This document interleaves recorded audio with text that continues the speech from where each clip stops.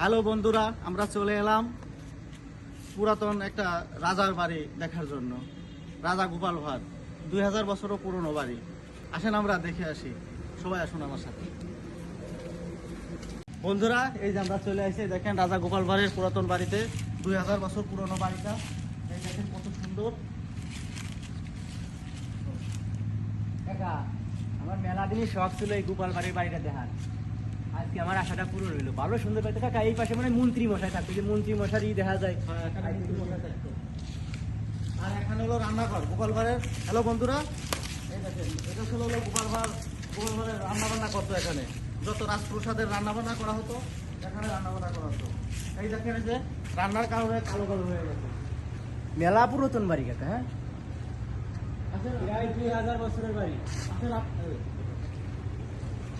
কাকা, হ্যাঁ। আমি ওই যে একটু রান্নাঘরটা একটু দেখো, একটু চলো তো যাই দেখেছি। ভাতিজা, এটা তো অনেক পুরানো। এখানের ভিতরে ভূত পেতনি অজগর সাপ অনেক কিছু থাকতে পারে। তারা আমি ফ্ল্যাশটা লাইটটা জ্বালাই নই।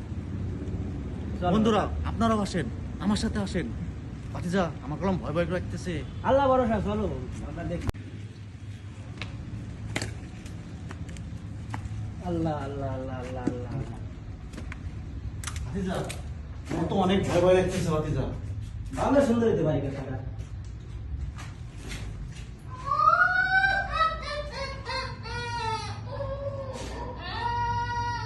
বন্ধুরা, আপনারা সাউন্ড শুনছেন?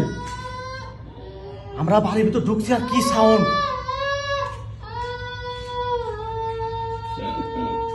বন্ধুরা, আপনাদেরকে ভয় ভূত পেরিয়ে আপনাদেরকে দেখানোর জন্য আমি অনেক চেষ্টা করতেছি।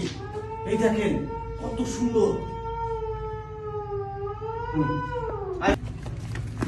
জায়গা রান্না বান্না করতো, সেই জায়গা দেখাইছি। এখন দেখাবো রাজা গোপাল ভাঁড় যেখানে মানে যেখানে ঘুমাতো।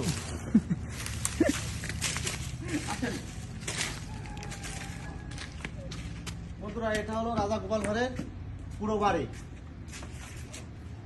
রাজা গোপাল ভাঁড়ের যে জায়গা সিংহাসন ছিল, এই যে সেই মানে জায়গাটা, হ্যাঁ? এই যে সেই জায়গাটা, এই যে বন্ধ দিয়েছে, ও, এটা বন্ধ করে দিয়েছে। দরজা বন্ধ দিয়েছে। মানে পুরাতন বাড়ি স্মৃতি হিসেবে রাখছে, মানে মানুষজন যাতে ভিড় করতে ভিতরে ভিতরে কোনো জায়গা না করতে পারে, চুরি চামারি না করতে পারে, এই জন্যই বন্ধ দিয়েছে, বুঝছেন? হ্যালো বন্ধুরা, এই যে গেটটা বন্ধ করে দেওয়া হয়েছে, যাতে এর ভিতর মানুষজন ভিতরে আসা যাওয়া না করতে পারে, হ্যাঁ। অথবা চুরি চামারি না করে নিয়ে যেতে পারে। আর একটা কথা হলো কি, এই রাজা গোপাল ভাঁড়ের স্ত্রী, যাকে রানী বলে, হ্যাঁ, তার আয়া টায়া দুধ মা মানে এইসব নিয়ে টিয়ে যারা এই করতো, গোসল করতো যেখানে, সেখানে আপনাদেরকে দেখাবো। চলেন। আচ্ছা।